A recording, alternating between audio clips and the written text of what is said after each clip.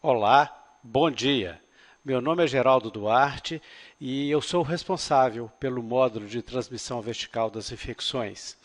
Nós dividimos este módulo em 3 aulas. Esta aula que vocês verão agora é a primeira delas e o título versa sobre os conceitos básicos sobre a transmissão vertical das infecções.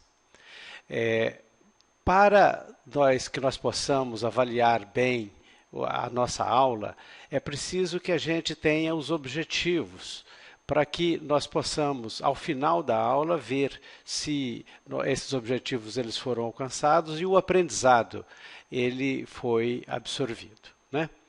Então, nós temos 7 objetivos para a nossa aula, nós vamos repassá-los rapidamente. O primeiro deles é definir a transmissão vertical das infecções, entender e discutir a importância médica, social e financeira da transmissão vertical, descrever o potencial de histotoxicidade fetal dos agentes infecciosos de acordo com o período gestacional da infecção, descrever os mecanismos fisiopatológicos da transmissão vertical, descrever as principais medidas na identificação de gestantes sob risco de transmissão vertical, discutir as limitações legais da interrupção da gravidez em embriões e fetos acometidos por infecção e valorizar os aspectos humanísticos na abordagem da gestante cujo embrião, feto ou recém-nascido foi acometido ou é acometido por alguma infecção transmitida verticalmente. Então, são esses os objetivos da aula e ao final dessa atividade, nós gostaríamos que vocês fossem capazes de responder a todos esses questionamentos. Para avaliar a transmissão vertical, é preciso que nós tenhamos uma visão ampliada do que seja a infecção durante a gravidez.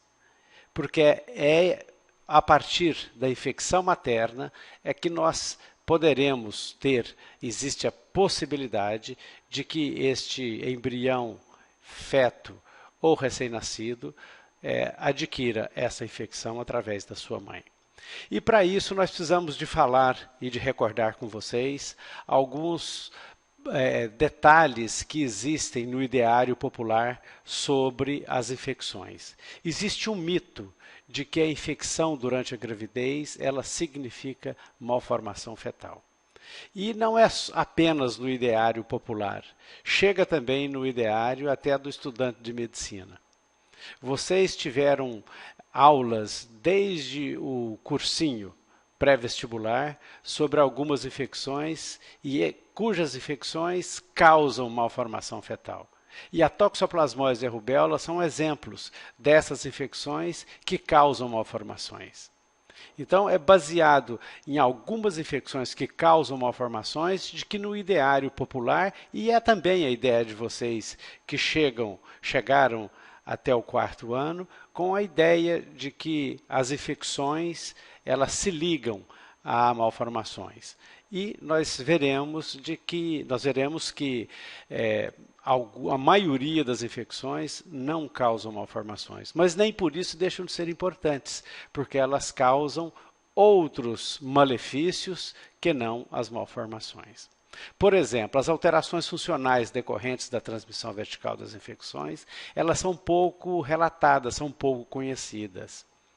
Por exemplo, a infecção por rubéola, que nós temos na nossa cabeça de que ela causa malformação, mas tem alterações funcionais, por exemplo, o autismo nas crianças acometidas verticalmente podem desenvolver pela rubéola, podem desenvolver autismo, podem desenvolver a esquizofrenia. Então, por exemplo, a neoplasia, o hepatocarcinoma, em decorrência da transmissão vertical pela hepatite do tipo B. Então, essas alterações são pouco conhecidas e hoje nós vamos ver, no decorrer dessa aula e da aula sobre a transmissão vertical das doenças virais, nós poderemos tecer comentários e vamos aprofundar sobre essas doenças e essas alterações funcionais. Também temos que relembrar que a transmissão vertical ela é mais frequente quando as cargas do micro-organismo são mais elevadas. Por isso, as infecções agudas, elas ligam-se a maiores taxas de transmissão vertical. No entanto, nós temos que lembrar de que as infecções crônicas, as portadoras assintomáticas de algumas infecções crônicas, também são possíveis de transmissão vertical, né? Dando continuidade, nós temos que recordar com vocês que a interrupção da gravidez por infecções embrionárias e fetais, ela não está liberada em nossos códigos. E nos casos em que a malformação é tão expressiva, isso gera uma série de mal-estares e de incompreensões. Mas o que nós devemos relembrar é de que as infecções, de maneira geral, a interrupção da gravidez pelas infecções, Dando continuidade a esses aspectos, nós devemos relembrar com os senhores de que a interrupção da gravidez por infecções embrionárias e fetais, ela não está liberada em nossos códigos, tanto o Código Civil quanto o Código de Ética.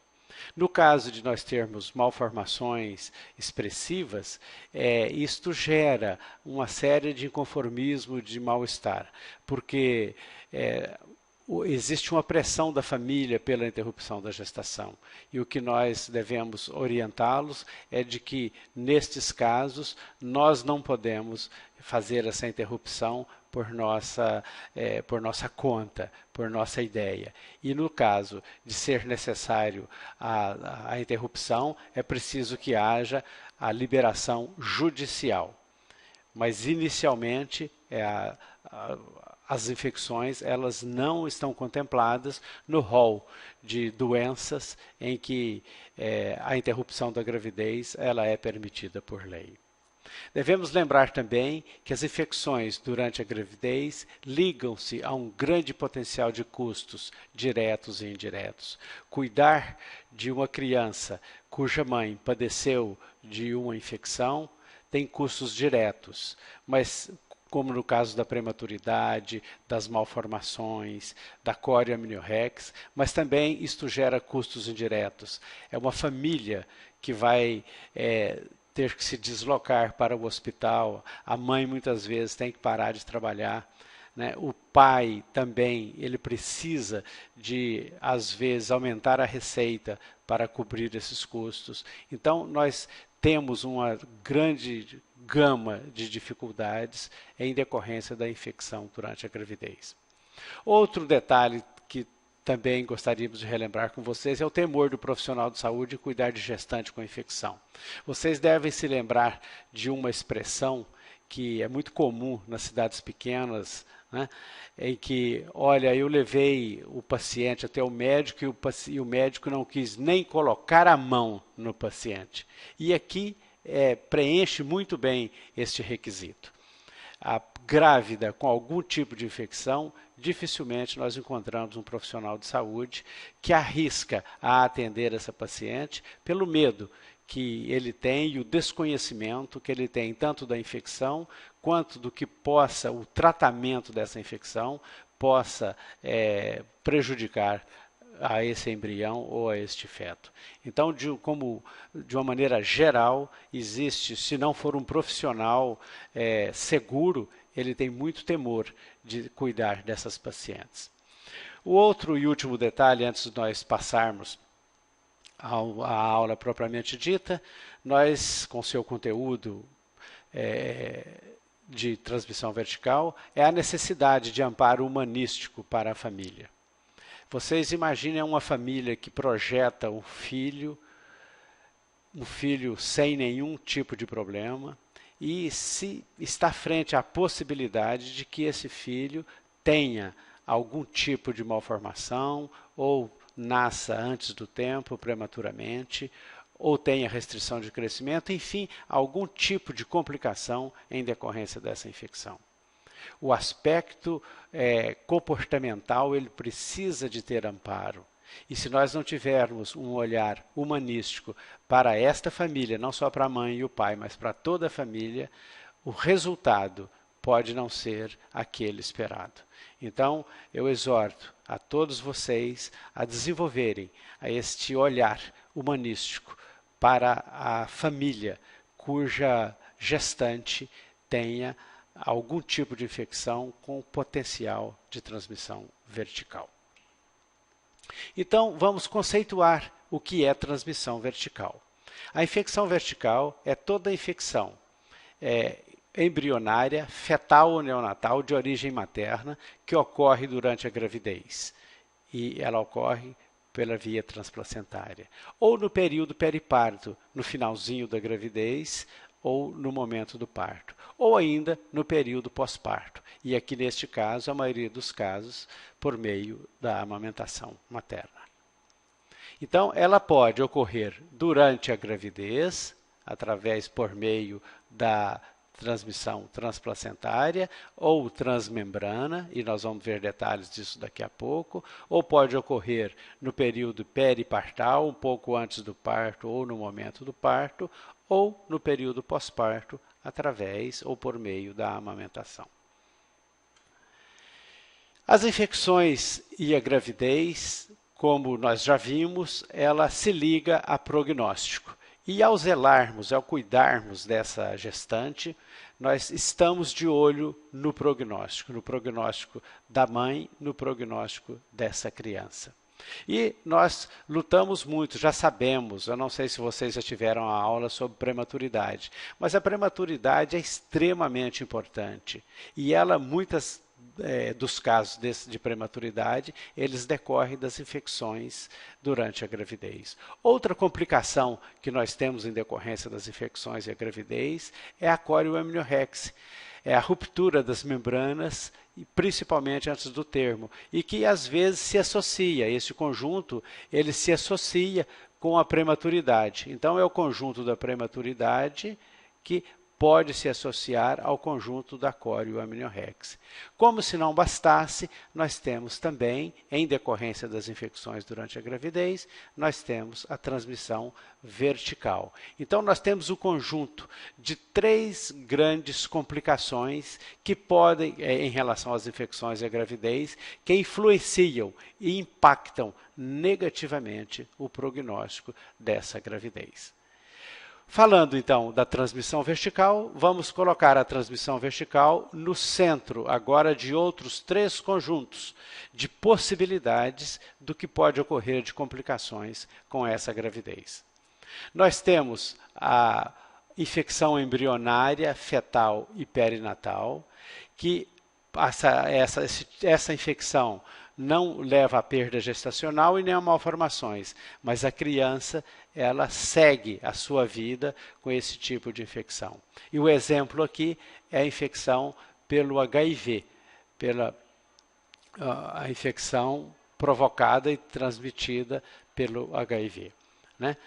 Temos um outro conjunto que são as malformações, e o exemplo que nós temos, 2 melhores exemplos que nós temos aqui é a toxoplasmose e a rubéola. E a perda gestacional, que nós temos as malformações, temos a infecção, né? E essa infecção é tão grave que perde a gestação. Pode ser por aborto ou por a morte embrionária, que é o aborto, a morte fetal, que é mais para o final da gravidez, e a morte pós-natal em decorrência dessa infecção. Né? Então, nós temos a transmissão vertical, ela com 3 grandes e importantes grupos de complicações. A infecção embrionária, fetal e perinatal, a possibilidade das malformações e a possibilidade da perda gestacional. E nós poderíamos ter como exemplo aqui da perda gestacional a sífilis, que perde 40% das gestantes que tem a sífilis durante a gravidez e não trata, 40% delas têm probabilidade de morrer de perda fetal ou embrionária, de perda gestacional, portanto. Este gráfico aqui ele vai mostrar 2 duas características extremamente importantes para nós. A primeira delas é de que a perda fetal ela está ligada ao momento da gravidez em que esta infecção ocorre. Se ela ocorre no período embrionário bem precoce, nós temos um grande risco de que ocorra essa morte fetal. A outra pergunta aqui é a seguinte, é que toda infecção que ocorre no período embrionário, ela causa morte embrionária? Ela causa aborto? Não. É um outro conhecimento. É que vai depender do grau de histotoxicidade do micro-organismo para que ocorra um dano fetal, um dano embrionário tão evidente, tão grave, que a natureza ela deleta. É melhor deletar esse arquivo. E a própria natureza se incumbe da evolução desse produto conceptual para o óbito, para a morte. Então, para nós termos a morte embrionária, nós precisamos de ter o acometimento precoce e um grau de histotoxicidade extremamente grave no início da gestação. Se é no período embrionário um pouco mais tardio, nós não teremos a morte embrionária, mas teremos as malformações maiores, que podem evoluir para o óbito.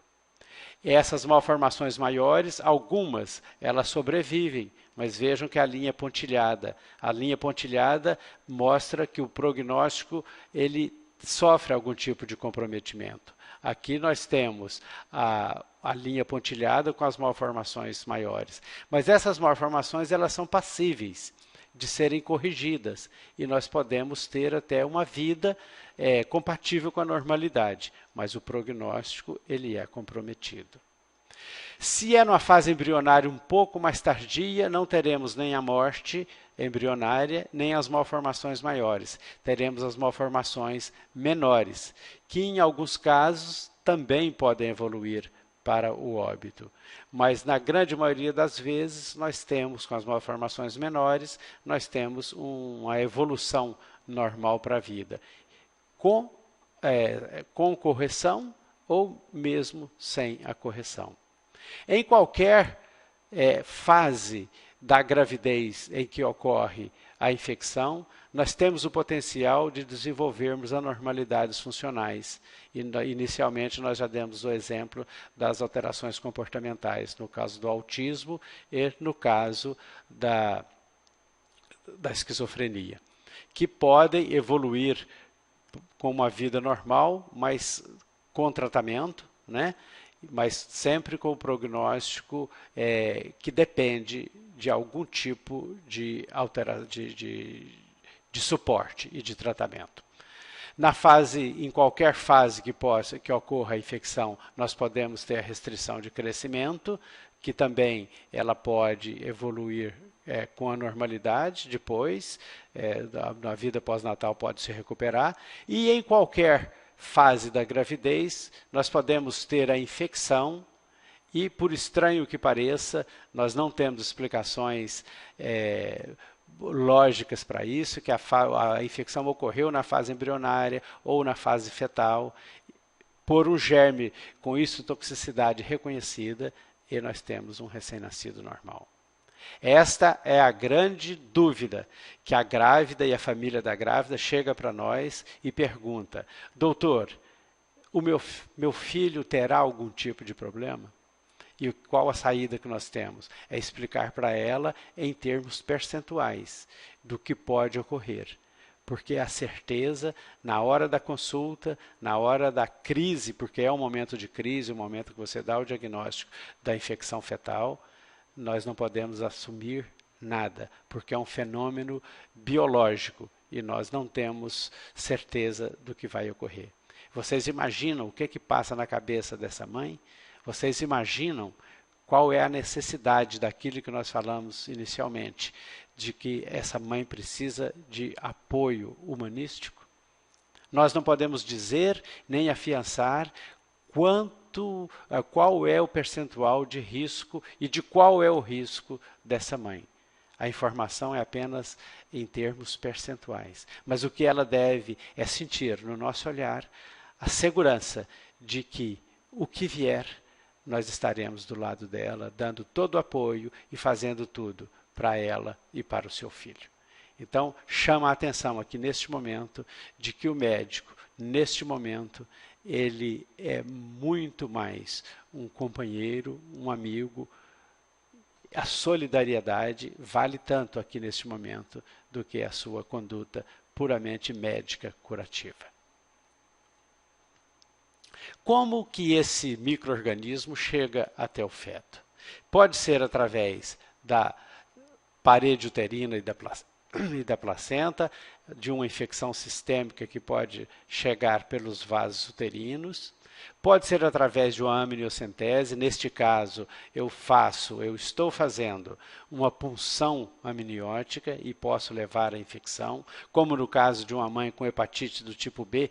A agulha passa na parede uterina, na parede abdominal, na parede uterina, se infecta e eu posso levar a infecção até o líquido amniótico. E no líquido amniótico, o feto deglute o líquido amniótico com esse micro-organismo e pode ter a infecção. Essa é uma forma rara, mas possível.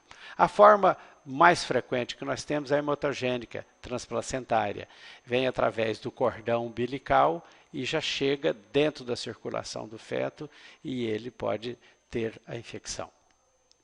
A outra forma com que esse micro-organismo pode chegar até a cavidade amniótica é o que nós chamamos de infecção ascendente. O micro-organismo na vagina, através do endocérvix, ultrapassa a membrana e pode chegar até a cavidade amniótica. Então são essas as formas que nós temos de possibilidades de chegada da infecção deste feto, ou deste embrião, ou deste feto, através da infecção materna, ou por meio da infecção materna. De uma maneira geral, todos os casos, eles teriam infecção. Porque, vejam vocês, não existe um meio físico totalmente que vede a cavidade vaginal desse germe chegar até as membranas. Então é preciso que haja algumas defesas anatômicas e defesas funcionais, porque senão 100% das infecções maternas resultariam em infecções embrionárias ou fetais. Então nós vamos falar dessas defesas anatômicas e das defesas funcionais. Vamos lá. Vamos falar das defesas anatômicas. Nós temos as defesas que são defesas da placenta, com as suas camadas, e temos, no caso aqui, para até chegar ao feto, e no caso, as defesas das membranas córeo-amnióticas, do córeo e do âmnio. No caso aqui, das defesas das membranas córeo-amnióticas, das infecções ascendentes. Vamos ver como é um corte histológico dessas membranas.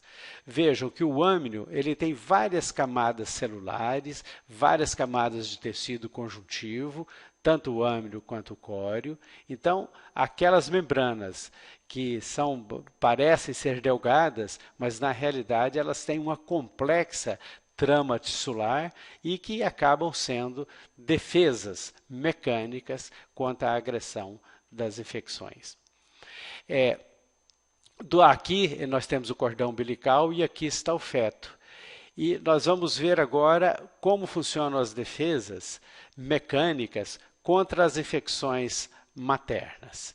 Aqui nós temos a placenta, a parede uterina, os vasos maternos, que as arteríolas espiraladas elas levam até o sangue até ao espaço interviloso. Aqui nós temos as vilosidades com sangue fetal, e aqui é que existem as trocas gasosas, as trocas que a mãe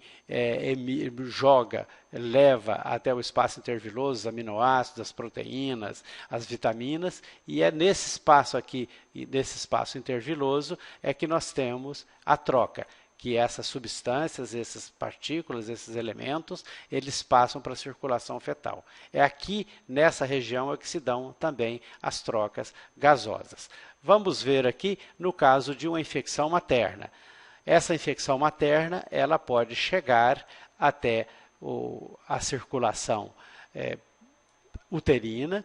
Essa circulação uterina, através da placenta, dos vasos, das arteríolas espiraladas, chegam até o espaço interviloso, e no espaço interviloso nós temos o risco desta infecção ela acometer, entrar aqui na vilosidade e percorrendo estes vasos, chegarem até a circulação fetal, embrionária ou fetal. Agora, ele entra com essa facilidade? Vamos ver. Vamos fazer um corte desta vilosidade. Vamos fazer uma avaliação histológica destas vilosidades. Essas vilosidades, elas têm uma camada externa de sincício trofoblasto e tem uma camada interna do citotrofoblasto. Então, elas funcionam também como uma barreira mecânica a esta infecção. Então, este micro-organismo que está no espaço interviloso, ele não entra com facilidade para essa vilosidade, e dessa vilosidade ele já está dentro da circulação materna. Ele tem que vencer mais esta barreira anatômica. Mas ele vencendo todas essas barreiras anatômicas, caindo dentro da vilosidade, nós ainda temos as barreiras funcionais, tanto do feto quanto a barreira do líquido amniótico. Vamos ver quais são? As defesas fetoanexiais e amnióticas. E a primeira dessas defesas é a produção fetal de anticorpos. A produção fetal de anticorpos, ela começa a partir da 14ª, 10ª semana de gestação e evolui com a gravidez. No final da gravidez, ela passa a ter quase a produção do adulto, né? Da mesma forma, o sistema complemento, que é com a evolução da gravidez, na 17ª semana, nós já detectamos no líquido amniótico e na circulação fetal alguns dos componentes do sistema complemento. Desenvolve-se também a capacidade de opsonização fetal, ele consegue fazer aglutinar pequenas partículas em grandes partículas para facilitar a defesa celular e a capacidade de fagocitose dessa defesa celular. E o desenvolvimento da síndrome da resposta inflamatória aguda fetal, com a produção das quimiocitocinas. A síndrome da resposta inflamatória aguda fetal, da mesma forma como ocorre no adulto, ela funciona como uma defesa. No início ela é defesa, as quimiocitocinas funcionam como defesa. Mas quando esta síndrome, essa secreção dessas quimiocitocinas passa a ser tão intensa, tão aguda, isso pode levar esse feto à morte. Então, a síndrome da resposta inflamatória aguda, do mesmo modo que ocorre no adulto, ela também pode ocorrer na vida fetal. No início, ela é um fator de defesa, mas se ela é muito exuberante, pode levar à morte do feto. E a defesa antimicrobiana do líquido amniótico também ajuda? Vamos ver como. Nós temos a presença no líquido amniótico que é desenvolvida com a evolução da gravidez. Esses microelementos, eles começam a aparecer a partir da 14ª semana da gravidez e vão aumentando até o termo. O principal grupo de defesa do líquido amniótico, ele é representado pelas alfa-defensinas, o HNP1 a 3. E são representados pela lactoferrina, a lisozima e pela SLPI, Secretory Leukocyte Protease Inhibitors. Esses inibidores da protease secretadas pelos leucócitos é uma importante substância de defesa do líquido amniótico, da mesma forma que a calprotectina, que também é uma alfa-defensina. A beta-2 microglobulina também é outro outra molécula de defesa. As proteínas catiônicas, principalmente as proteínas que têm zinco na sua molécula, são importantes elementos de defesa do líquido amniótico, assim como a presença de anticorpos e complementos secretadas e produzidas pelo feto, algumas produzidas até pela mãe e com passagem transplacentária, e que nós temos, então, vindas do feto ou da mãe, a presença de anticorpos e complemento também no líquido amniótico. Então, com esse conjunto de defesas anatômicas e defesas funcionais do feto e do líquido amniótico, nós mostramos para os senhores de que a infecção, para chegar até o feto, esse micro-organismo precisa de vencer uma série de barreiras e de defesas naturais, defesas que a natureza propiciou para a mãe e para o feto. Então, nós, de uma forma geral, raciocinamos e pensamos de que a infecção, a transmissão vertical, ela é quase como um azar na natureza. O micro-organismo tem que vencer muitas barreiras para poder causar algum tipo de malefício. E quais são esses malefícios? Quais são as nossas preocupações? Quais são os agravos pré- e pós-natais decorrentes dessas infecções? Que podem ser agravos diretos e indiretos, tanto pré-natais quanto pós-natais. Nós podemos ter, quando o micro-organismo ele acomete no início da gestação e cujo potencial de histotoxicidade é elevado, nós podemos ter o aborto. Podemos ter malformações maiores ou menores. Podemos observar restrição de crescimento intrauterino. Isso tudo decorrente da transmissão vertical. Ou podemos ter a corioamniorexia, a prematuridade, que são complicações das infecções ligadas ou não à transmissão vertical. Podem ocorrer mesmo sem transmissão vertical. E a morte fetal, que é quando a infecção, o reflexo da infecção, ela teve uma ação, né? Ela se manifestou mais no final da gestação e nós podemos ter morte fetal. Ou podemos ter alterações pós-natais, e dessas alterações pós-natais, todas elas decorrem da transmissão vertical. Como no caso da disseminação viral, cujo exemplo mais frequente que nós temos aqui é o exemplo da infecção por herpes do tipo 2. Nós temos as oftalmites e a pneumonia, cujos exemplos também podem ser da rubéola, vistos na rubéola, e na rubéola ampliada, na pneumonite, as alterações hepáticas, no caso das hepatites B e C, lesão do DNA e da mitocôndria, como no caso das hepatites, diabetes como no caso da infecção, transmissão vertical da infecção intragestacional causada pelo vírus da rubéola, e as neoplasias, como no caso, aqui exemplificamos, na transmissão vertical das hepatites. E nós veremos detalhes na aula específica da transmissão vertical da rubéola, no caso do diabetes, e na transmissão vertical do vírus da hepatite B, levando a hepatocarcinoma. Então, são estes os agravos, é um resumo dos agravos pré- e pós-natais decorrente das infecções como um todo. E chama aí a atenção para os agravos decorrentes da transmissão vertical propriamente dita. Como é que nós podemos fazer a profilaxia da transmissão vertical das infecções? O primeiro passo é o diagnóstico da infecção. O diagnóstico das mães com uma doença que apresenta sinais ou sintomas, isso fica fácil de nós fazermos o diagnóstico dessa doença, que nós podemos fazer o diagnóstico através dos sinais e dos sintomas ou através do laboratório. O diagnóstico da doença sintomática, ele é quase como uma obrigação médica de fazer esse diagnóstico e reconhecer que essa gravidez ela apresenta o risco de transmissão vertical.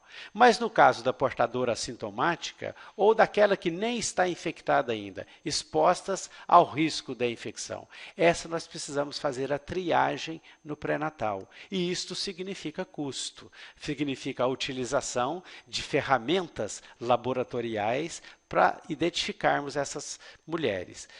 Nós podemos fazer essa triagem com exames sorológicos, sanguíneo, através de cultivos ou por meio de exames de biologia molecular. Então, com a triagem, nós podemos fazer o diagnóstico de portadoras assintomáticas e de gestantes expostas ao risco. Quais seriam essas doenças ou essas moléstias que nós podemos fazer esse diagnóstico?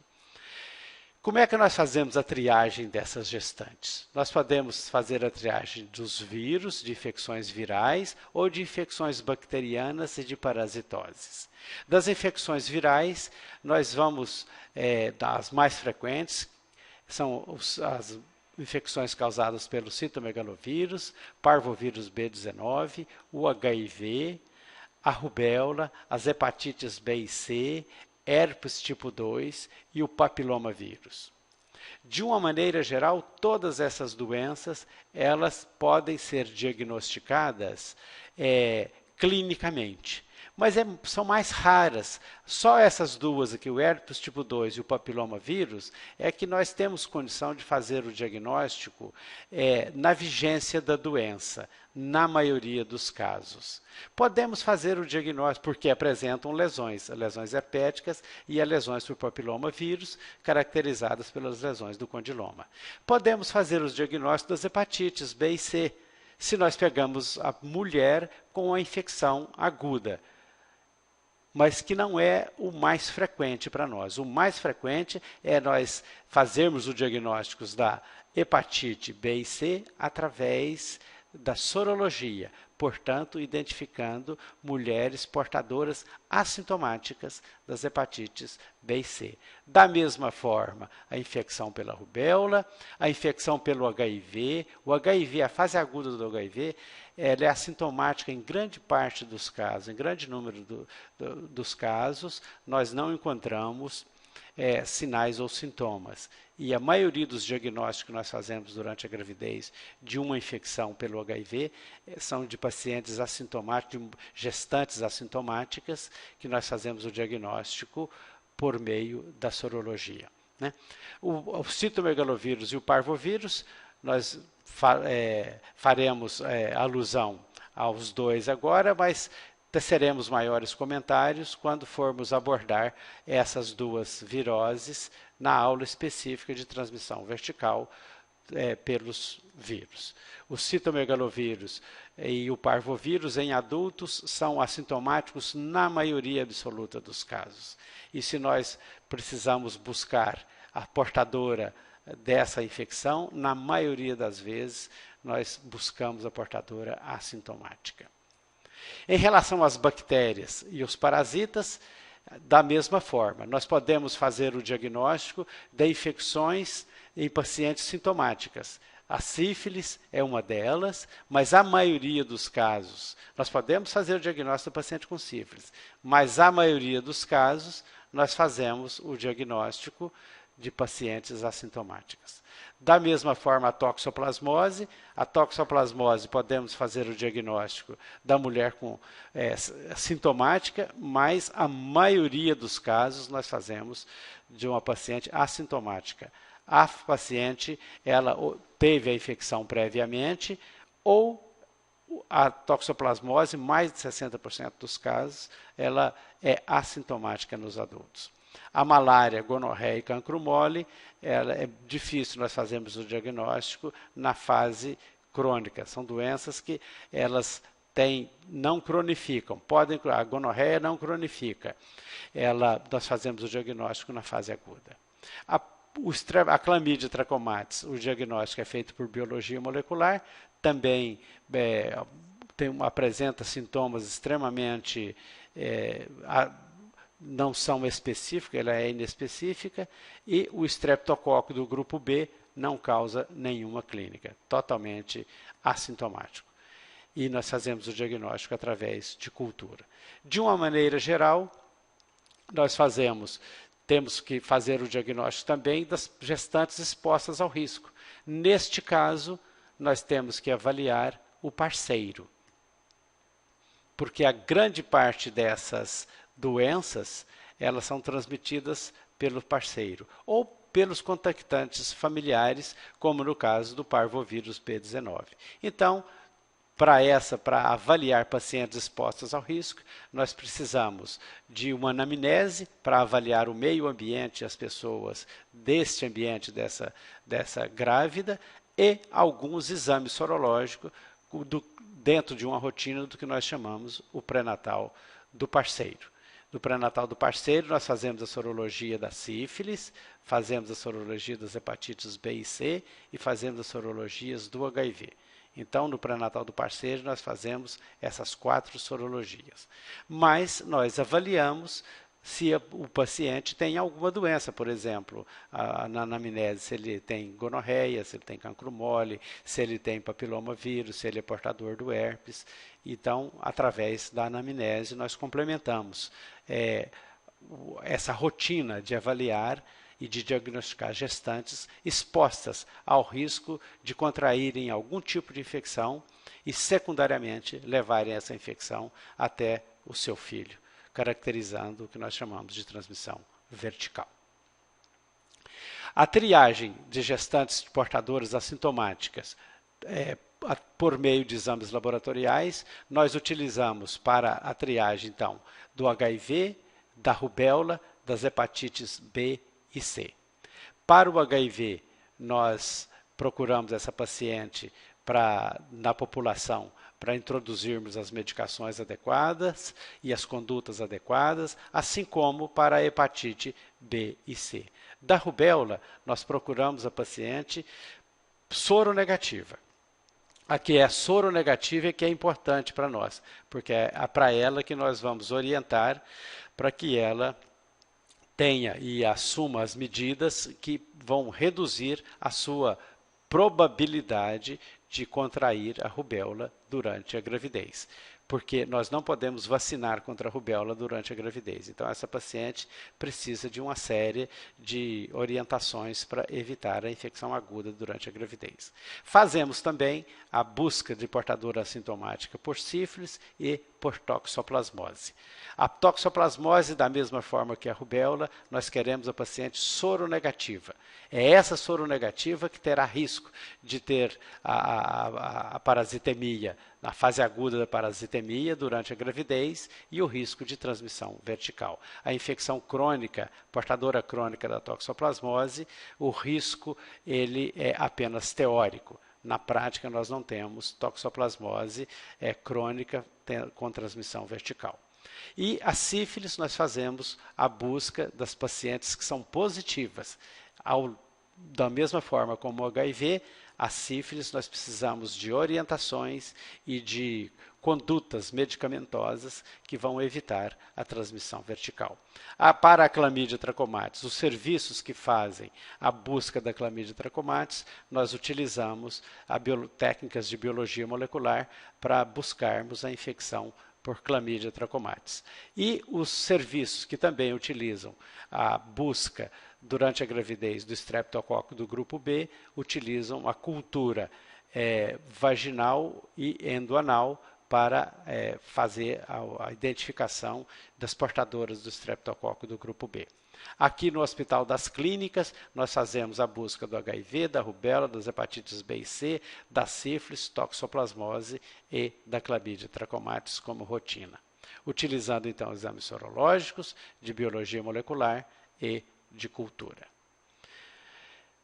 De uma forma geral, a nossa busca de infecções e de pacientes expostas a risco de contraírem a infecção por meio da transmissão vertical é um dos objetivos da assistência pré-natal e obstétrica.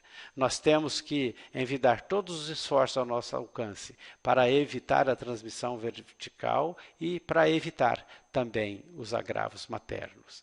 A evitar os agravos maternos, nós temos que pensar um pouco além dos agravos orgânicos. E eu quero reafirmar aqui a importância de nós reduzirmos os agravos comportamentais.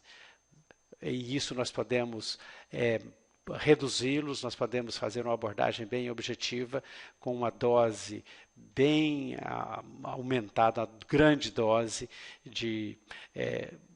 do que nós podemos fazer por essa paciente em termos de orientação, de apoio e de solidariedade. Ela tem que sentir nos nossos olhos que nós vamos apoiá-la, qualquer que sejam as suas decisões, e que ela pode contar conosco em qualquer momento. Então, esta é o que eu chamo de a balança dos objetivos de uma assistência pré-natal e obstétrica, que dê suporte não só à família, à criança, ou à mãe, mas também à família cuja mãe padece de algum tipo de infecção, com risco de que isso possa trazer algum agravo materno ou de transmissão vertical. Eu encerro desejando a vocês um bom proveito do conteúdo dessa aula. Deixo aqui o e-mail para que, se vocês tiverem algum tipo de dúvidas, estarei à disposição para responder essas perguntas nas nossas aulas de dúvidas, nas nossas aulas práticas, mas eventualmente aquela dúvida de madrugada, que vocês vão estudar muito, vão ver essa aula várias vezes, não é? Então, se surgir essa dúvida, neste horário, vocês podem apelar para o e-mail.